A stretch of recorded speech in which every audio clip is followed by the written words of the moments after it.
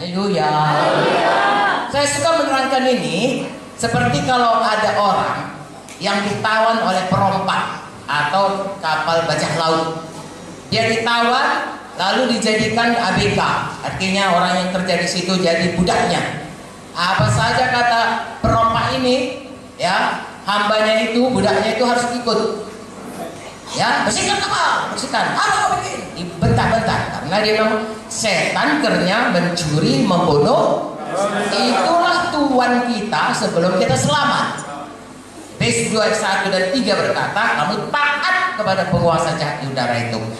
Ya, nggak bisa nggak. Makanya kita kepada siapa kita taat, jadi hambanya. Hamba kepada setan lah kita. Walaupun dia pangkatnya tinggi, kedudukannya baik, tetapi yang tidak kelihatan hidupnya belum hidup, belum lahir baru, belum ada hidup kekal, mati secara rohani.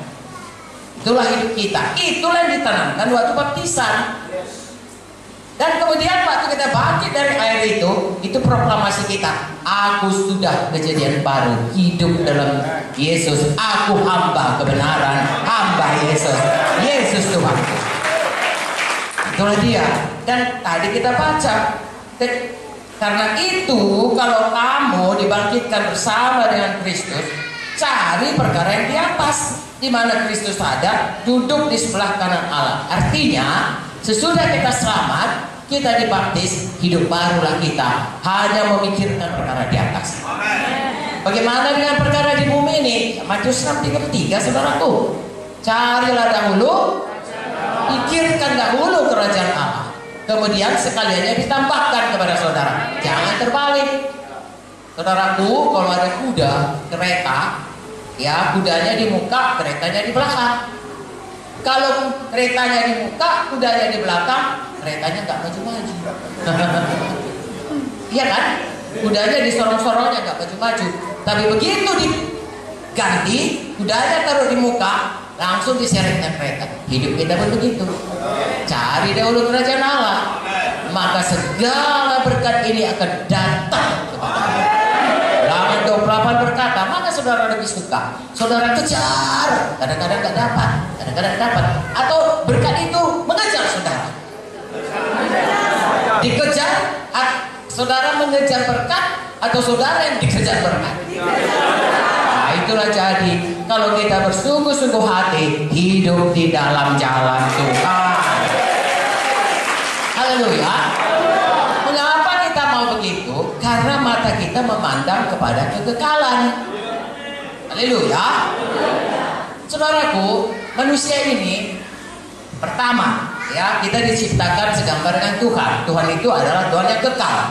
Jadi dalam hati kita ada kode, ada naluri, ya, ada satu drive, ya, satu dorongan itu selalu mau hidup kekal. Karena itu memang ditaruh di dalam hati kita. Buku Khotbah mengatakannya, ya, Tuhan menaruh kekekalan dalam hati manusia. Tetapi saudaraku, firman Tuhan berkata, hidup kekal itu hanya dua tempatnya. Kalau tidak di sorga, tidak ada tempat di tengah-tengah. Ya. Sekali masuk ke sorga, sorga selamanya. Sekali masuk ke neraka, neraka selamanya. Dan itu ditentukan selama kita ada di dunia ini. Jadi sebenarnya bagaimana secara kita memandang dunia ini? Biarlah saya cerita lagi kepada saudara hal-hal yang tidak kelihatan ini. Bisa saudara bayangkan Tuhan kita itu Alfa dan yang awal, nggak tahu itu, ngeri juga membayangkannya itu. Berapa tahun lah itu, yang awal itu. Kapanlah Tuhan itu ada? Nggak tahu kita, tapi Dia ada. Dialah yang awal. Lalu kemudian berlalulah masa demi masa, demi masa, demi masa. Haleluya. Adalah masa, kalau dari Alkitab dimulai dengan penciptaan. Tuhan sudah ada jauh sebelumnya. Berapa lama? Tuhan adalah yang tahu. Haleluya. Lalu datanglah masa penciptaan. Jadilah bumi ini. Kemudian Tuhan menempatkan Adam. Dan saudara bisa baca dalam Alkitab ini keturunan demi keturunan demi keturunan demi keturunan. Betul? Dan kemudian saudaraku, sesudah selesai nanti satu masa, siapa yang percaya satu masa Tuhan Yesus datang, Dan kemudian saudaraku, dunia ini lalu 7 tahun kita akan bersama Tuhan. Lalu Tuhan Yesus lagi datang memerintah 1000 tahun. Itu menurut Alkitab, memerintah 1000 tahun. Kemudian nanti akan terjadi perang, saudaraku. Lalu semua setan masukkan ke dalam api kekal selamanya. Lalu bumi baru, turunlah Yerusalem baru, dan kita selama-lamanya bersama Tuhan Yesus. Saudaraku, dari awal sampai penciptaan, sampai kemudian Tuhan Yesus, saudaraku, pulang kembali 1000 tahun, sampai kemudian ada Yerusalem baru. Kemudian saudaraku ada masa kekal selama-lamanya. Jadi saudara bisa bayangkan, saya, saudara hidup di bumi ini berapa tahun pun lamanya. Mazmur 90 berkata umur manusia 70-80. Ya, sesudah Nuh, saudaraku, ya, manusia umurnya kira-kira 120.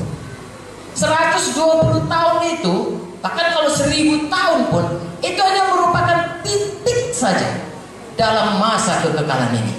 Halo.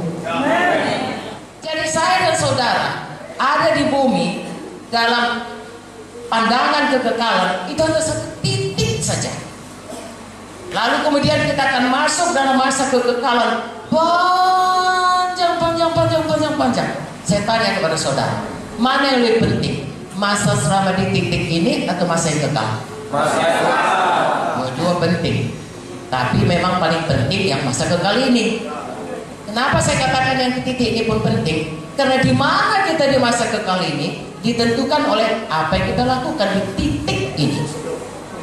Itu sebabnya saya dan saudara harus mempunyai cara pandang kepada kehidupan kita dengan benar, supaya bagaimana kita nanti memakai atau ada di dalam masa kekekalan itu, kiranya kita semua diberkati bersama-sama di Yerusalem baru dan menerima banyak-banyak mahkota dan menerima kemuliaan.